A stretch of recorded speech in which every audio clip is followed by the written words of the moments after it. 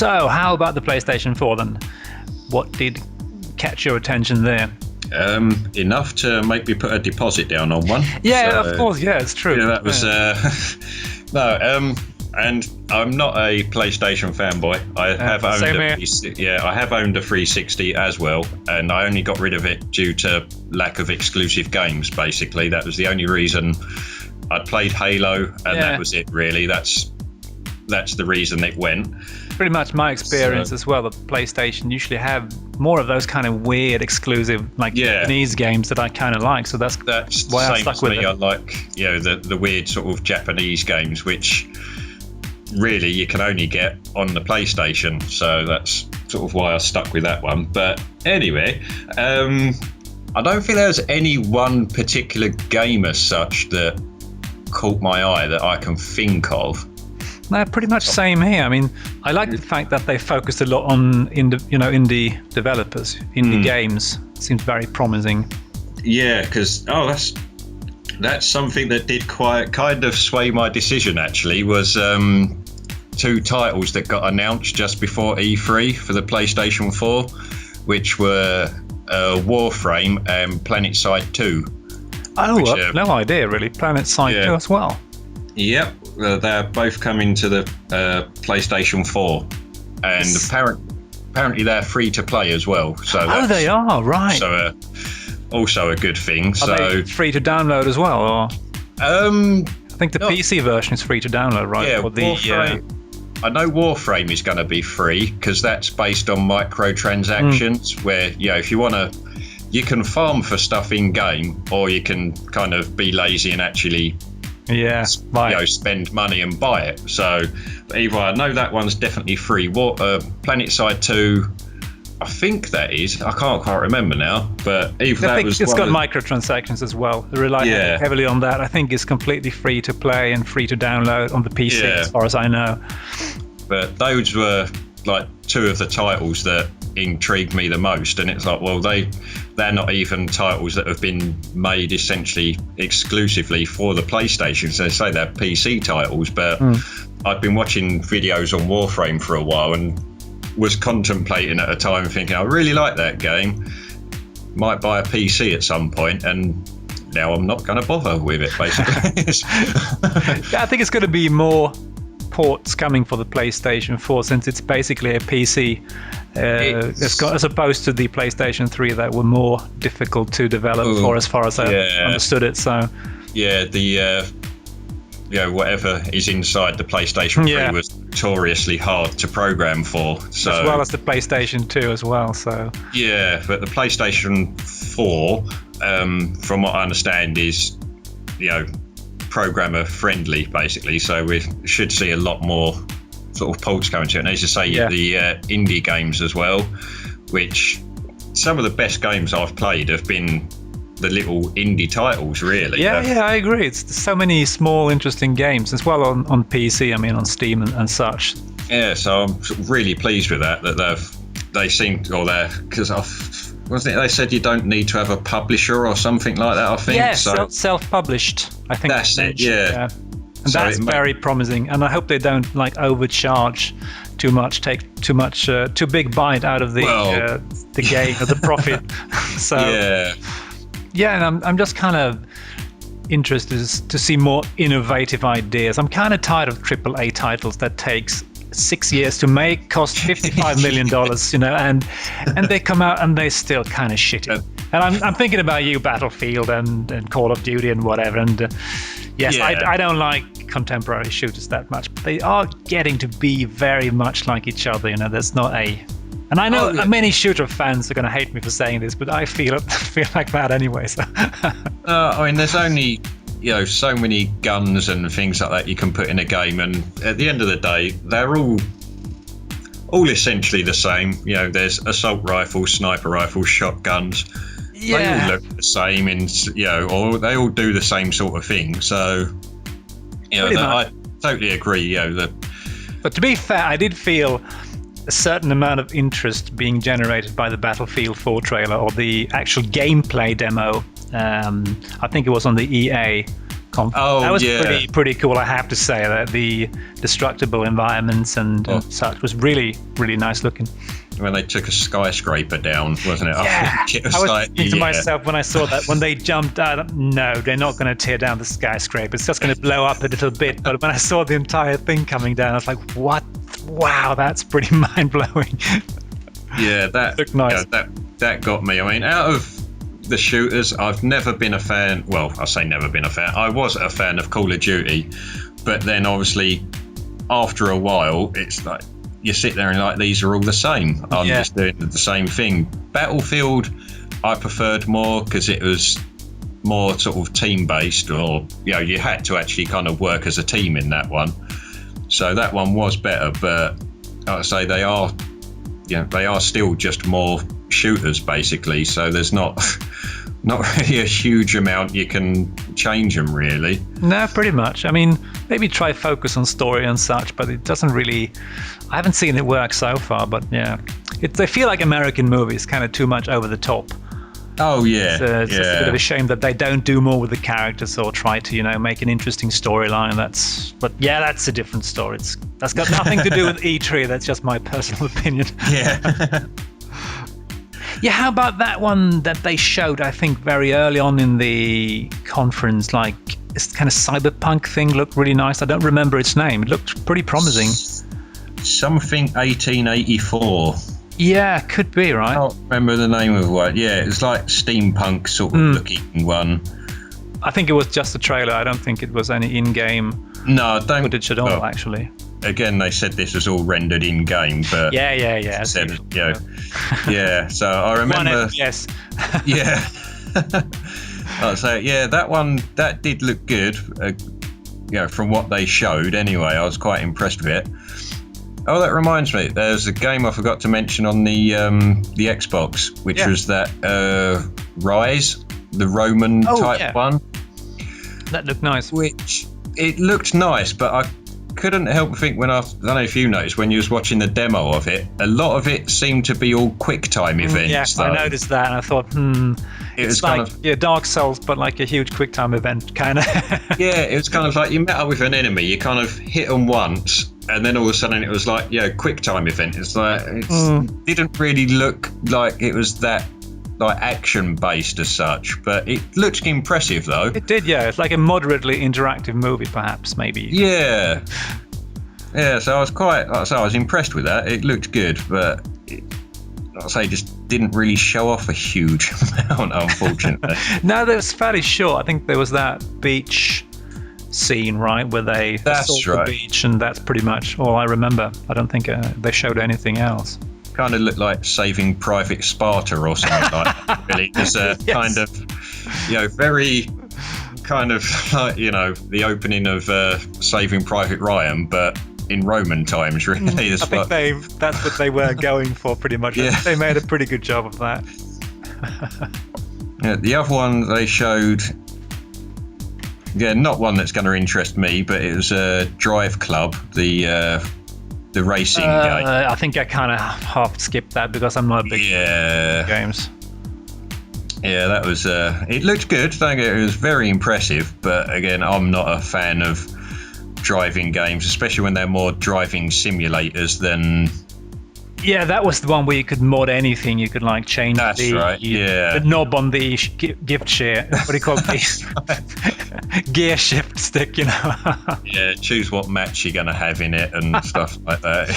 Yeah. Or air freshener. It looked fairly cool. I think I saw that in the Ubisoft presentation, but it's a bit too. I mean, I don't really know much about cars. I just want to kind of drive them and hit stuff with them. So if it's like Carmageddon, then all right, fair enough. But I mean, Carmageddon. The only driving game I've really enjoyed in a way was Burnout, because that was stupid, really. It wasn't, you could mod your car and that, but it wasn't sort of too you didn't need to really go into specs as such if you didn't want to. PlayStation, I believe they also showed off Mad Max as well. Again, it's just a cinematic sort of trailer. But I like the trailer.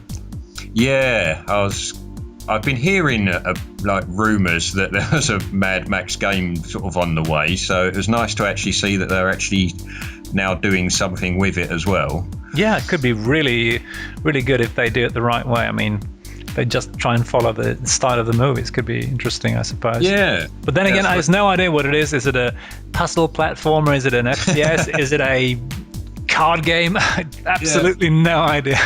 From what I've understand, it is obviously I don't know if it's going to be first person or third person, but it's open world sort of style game. So I'm guessing possibly maybe a Grand Theft Auto sort of style, sort of look to it, maybe, or something like that. Is the best I can go with. Generally when people say open world, that's all I can think of really. Is Grand Theft Auto. Would make sense.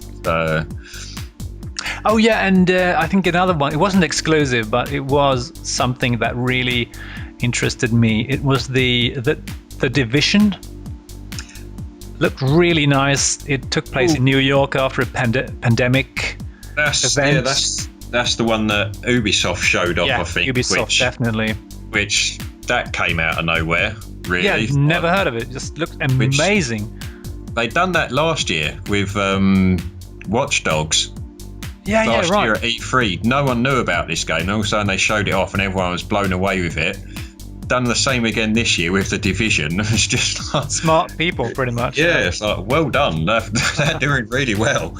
But yeah, so game-wise on the PlayStation, it was they did show off games, but a lot of them were all like multi-platform. Really, there wasn't anything. Yeah. There was a few, like I say, there was Drive Club that. What's the other one? Knack or something. Knack. It's an exclusive. It's the one where your character's made out of loads of bits and pieces. Yeah, that was. Yeah. Yeah, it was like that. And Infamous Second Son was the only other exclusive I can remember off the top of my head. But I don't know, but I failed to get excited about that one. I mean, I loved Infamous 1, and Part 2 was okay, but Part 3 just, I don't know, it just seems like a Hollywood movie or something. It doesn't. I mean, it may be great, but I mean, what I've seen so far, no, it doesn't really. Looks great, but no. Yeah, no, I know what you mean. It just seems, maybe some of the companies are taking it cautious and thinking, "Oh, right, we know this game done well. We'll give them another sequel." Like with Xbox One, there's another Halo game obviously coming out. So it's like, we'll play it safe and we'll give them characters that they already know or. Well, essentially in Infamous, you're not going to know the new character because he is new, but a game style that you know and you've enjoyed before. So, but as we said before, it's early days yet still. So, definitely, there's obviously a lot more to be shown at the moment. And what do you think of the look of the console anyway? It looks a bit like the Shoebox One, actually. I said it looks like the Xbox One, but in italics because it's slightly slanted to one side. So it looks like it's just because they've both gone for that kind of high sheen on one side and then like the matte finish on the other side. It's like I don't quite get what they're doing. Stealing peeks at each other's consoles. I mean, while they maybe it's just a new thing that things should look like boxes with kind of polished and matte surfaces. I don't know. Yeah, I mean, it's not important really. I don't really care if it's it can look whatever as long as there's good games for it. I don't really care. Well, yeah, I mean that's the thing. On mine, it's just going to sit under the shelf on a TV unit. I'm not really going to sort of. It's going to be covered in dust anyway soon enough. Well, yeah, exactly. Yeah, I'm not putting it on a mantelpiece or anything. Nope. It's just it's on a shelf. What more do I need it for, really? Of course, there is one thing to take into consideration with the Xbox One. Considering that you will not have any disc-based games, you could just put a blanket on top of it. It's going to look great underneath. It's not going to get dusty, because you're not going to need the tray. You don't have to open it. Yeah, that's a good point, really. Yeah, if they're sort of really pushing downloading games, you don't need the disc tray. Yeah, it could be that. But one thing I was thinking about when we're talking about the PlayStation 4, which kind of relates to the Xbox One, is the limit to resell games or used games. I mean, Sony's coming out and saying, "Hey, we're not going to do that. We're not going to support that with firmware, but what if the publishers decides to do this anyway? They don't have to have that as a firmware option, right? You can just as well in-game limit user. I mean, so there's nothing stopping EA, as far as I've understood anyway, doing the same thing on the PlayStation 4 as they're doing on the Xbox One, which is preventing reselling the user. Yeah. At the conference, Sony did say that all first-party developers, so as in developers Sony own, they are not adopting that policy. Oh, they did? All right, I missed that. All right. Yeah, but as for other companies, like EA or any other company, basically, they may well say, well, that's the way we want our game made. And I suppose at the end of the day, if you don't like it, then we're not going to make it for your machine. I suppose they could do that in the end. But Sony did say for any first-party games coming from developers that they own, they're not going to have the whole, you can't trade your games in and things like that, because they put up that glorious video of how to lend a game to your friend. That was great. I will provide a link in the description if you have missed that video, but I think most people have seen it by now. So it's just a great one. Yeah, because what got me is that was an official Sony video as well. And I thought it was a spoof, someone YouTuber. Yeah, did, but no, it's an official Sony video, and I don't know. It was just quite funny, especially at the end of the conference when they announced the price and things like that as well. It was just the biggest cheer from the audience for the entire E3 when they said, there's gonna be no, is it DRM? I think is the word. The word for it, for the whole trading in thing. No, that's more like the connecting once a day. Oh, is that the connecting once a day? Yeah. Or digital rights management, I think so. Oh, right. Okay. Yeah. So they basically sat there. We're going to have no DRM, no restrictions on, as I said, first party games for lending to your friends. A few other things here and there, and then they announced the price. Yeah. And the audience exploded. To be honest, I think I exploded a bit as well. I was surprised, with the price, but then again, I realized, it's because the Kinect is not like piggybacking on top of your poor console. So, I can't help but think though that they were, they're sitting there, they're watching the Xbox One stream, and they've sort of seen the price, and they've gone quickly change the sign. Yeah, pretty much. Reduce it by $50 or whatever. I wouldn't be entirely surprised now. There was one sneaky thing that kind of snuck through on that thing, though, was that they didn't really say about it, but it was up on screen, which was the fact that if you want to play online now, you have to have PlayStation Plus. It's a bit like when you do the disclaimer at the end of an American radio. Yeah. It's like, may or may not. Come on, what? Exactly, yeah. They didn't sort of come out and say it. It was up on the screen that you would need a Plus account now. Yeah. Which, to be honest, I think, fair enough. It's a bit of a kick in the teeth because we've had it free for all these years, basically. But then you do get a lot out of PlayStation Plus anyway. Yeah, it feels more, value for money than compared to the Xbox Live, I think it's called. I don't remember what they call it.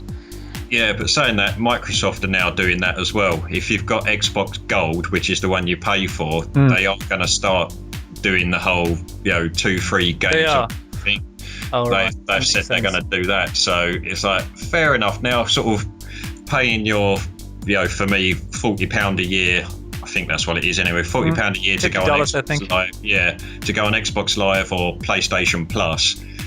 It's the same price. So you can't really sort of complain at that. They've not charged you any more or anything. Yeah, I got a bit mixed feelings about it, but I suppose fair enough, especially if they need to invest server technology to get this to work. But then I expect them to kind of make sure that the online play is stable as well, and perhaps, help developers make that work if we pay this money. Like, for instance, in the case of Dark Souls, that's just atrocious, the online play.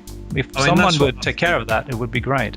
If they could do that for that, PlayStation Plus fee, that would be pretty nice. Because obviously, we've got a free system at the moment, and as you know, it's always, well, not always, but you go to log on and it's down for maintenance like once a month maybe, and things like that, whereas the Xbox never has that. So maybe if I'm paying my £40 a year, it's going to hopefully, as you say, make the system more stable. They're not going to have to take it offline. Hopefully it won't be hacked again and be down for. But we did get 2 free games though. yeah. I mean, fair credit to Sony. Yeah, although it did take them a while to admit what had happened, essentially, and fix it. And fix it. Yeah, it was a month it was out for, but they did sort of not reimburse as such, but they did give you a decent amount of compensation for. As far as I'm concerned, anyway, I think it was a decent amount of compensation they gave you for it. But by the way, did you get the short bit where I think it was someone from Blizzard that kind of introduced, Diablo 3 will now be available for the PlayStation 3 and 4, and everyone's like, yay. There was such a completely lack of interest from the entire audience. I couldn't help smiling because everyone's like, we don't care, just get on with it, we don't care about this. It's like we've heard the horror stories from the PC version. Thanks very much.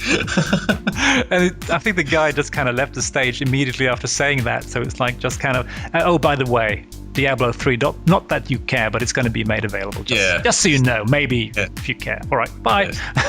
Yeah, we're still making it. Buy it. Not a single fuck was given. No, it really didn't.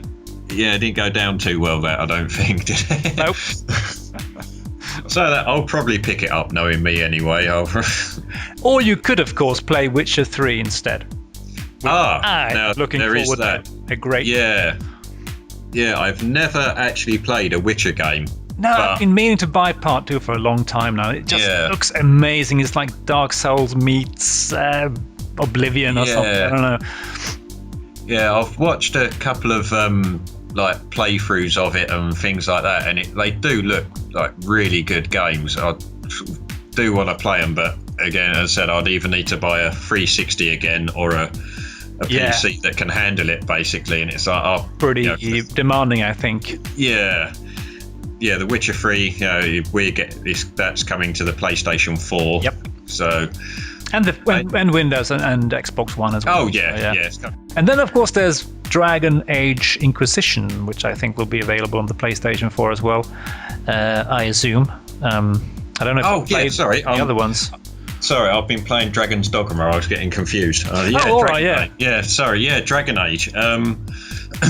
Loved the first one, hated the second one. Everyone keeps saying that, I don't think, I don't want to sound like a cliche, but yes, I loved the first one, hated the second one. So it'll be interesting to see where they go with the third one, really, and what they.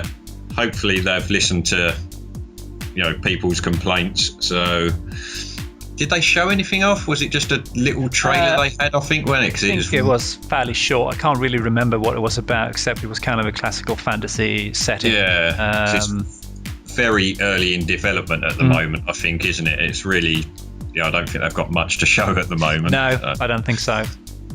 And how about, I just got to ask you about Destiny. I kind of was really skeptical about it, but when I saw the trailer, I was like, wow, this is like Borderlands, but just more the way I would like it to be. So yeah, because the end of the Sony conference, they showed Destiny in action, your first actual in-game sort of bit of it, and as you say, it's like Borderlands, really, in a way. You've got, I don't know how many different types. You've got different classes in there as such of who you can be with their own abilities and whatnot, and it's obviously multiplayer again. I don't know how many players it can have. Seemed to be quite a lot. I don't remember. There was like different teams, I think, that came in. At least 4 of them initially, and then I think another fire team was introduced, and then another one. So right at the end of the demo, maybe it's squad based, perhaps. So like 4 people in a squad or something, and then you kind of seem to be. I mean, it's so hard to know just looking at this kind of very prepared in advance gameplay, but even though they're playing live on stage, it's like but it looked really nice, and I think it could be fun. I want to like Borderlands. I got the first one, but I was pretty disappointed with the lack of story and the kind of I was just expecting Fallout, and I got something completely different. So I was like, what the hell is this? So it kind of ruined Borderlands for me. It's a great game in many ways, but the constantly respawning enemies, the lack of story, the kind of millions of weapons that I don't quite understand. I don't know, I got disappointed with it. Yeah, I mean, I think Borderlands, I played it on my own for a while, and I didn't like it. And then I played with a couple of friends, and it was more enjoyable when you had a few friends. I think it's one of those sort of games on its own. I found a little bit boring, but then bung a couple of mates in.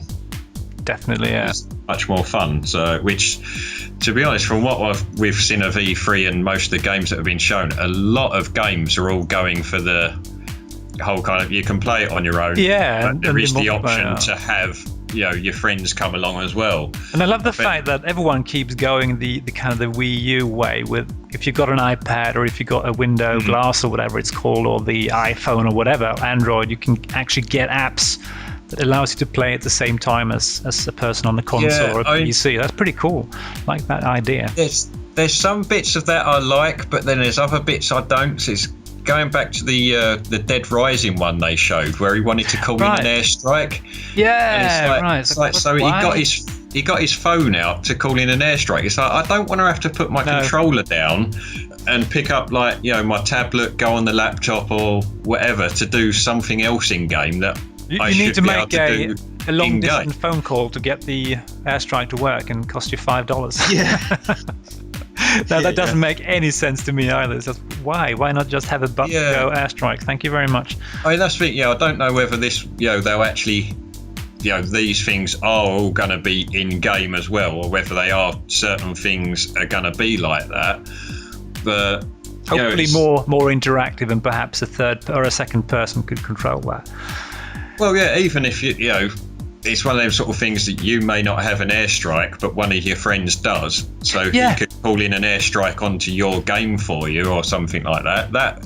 Which I think they kind of done that. Was it Battlefield? I think sort of done that. They called in an airstrike or something. Yeah. Wasn't it? Someone else. But I think there was most of the games, kind of shooter games, had some element of this. I seem to remember anyway. So yeah. Yeah. So as I said, my only problem is I don't want to have to put my controller down to access another part of the game that should be in the game already. You're just going to have a mate sitting there, having the finger hovering on top of the drop bomb button. Yeah. Like, could you drop the bomb? Oh, thank you very much. Now you can wait for 10 more minutes before I need you the next time. Extremely boring gaming night. Yeah. Well, but I mean, I think you had I think Battlefield had this kind of, the commander had an overview. That's right, yeah, there's the pretty cool command mode or something like that, which to me looked like it would be an app or something like that. It was something that you'd get up on a tablet, whatever, to do things like that. And it's like, well, but as I said, can I do that in game, or am I gonna? Is there going to be someone with the game, but he just kind of sits out as such, like a general on the battlefield, and just calls in an airstrike or artillery when needed? I don't. But I mean, it could be cool to have things, for instance, inventory management. I've got an iPad app that deals with that. Say Dark Souls 2, you just got to change your armor around. You can do that on the iPad while you continue to play the game. That would be pretty cool, for instance. Kind of a small thing, kind of pointless, but I mean, you could develop that. And make kind of, as I say, it's like with the Wii U pad, because you've got the second screen there. There's a lot you can do on that screen. I've seen some Wii U games, and it's an impressive idea. It is really good, the fact that you can go through various things just on that. You don't have to pause the game or whatever. And things like inventory management is so awkward if you have a controller. I just love to swipe and drag and with a finger instead. That would be so much easier. So it makes sense with touch control, really, to kind of combine. Yeah, I mean, the PlayStation does have that. I know it's only a little touchpad on there, but I'm interested to see how they integrate that into certain games and things like that. Because I know, as I said, on Warframe, which I'm sort of heavily looking at the moment, they've said that there's your Warframes have abilities and things like that, and they've said to execute them, that just all you need to do is swipe up on the pad or down or left and right and things like that. So still got your full control as such, but you just need to quick swipe on this little pad to pull off these amazing moves and things like that. So I was quite pleased with that, really. So, but it's just like I say, early days. It'll be interesting to see, sort of like with a 6-axis controller. That was a big thing, weren't it? And now I can't name many games now that actually have incorporated that. Still, I don't think anyone does anymore. I mean, I still struggle with the, when you want to do an emote or a, what do you call it? A gesture in Dark Souls. Like, oh, come on, do it. Not that one. Come on, do the other one. Oh, God. It's just so awkward. It never works. So. Yeah, you're supposed to be able to hold down the X button and, wave the controller in a certain direction, weren't it? But it's... If you do it 10 times, it might work once. So it's most of the time really awkward. It's a nice idea, and it doesn't work. So just go with the touchpad thing instead. I think that's really interesting what you can do with that.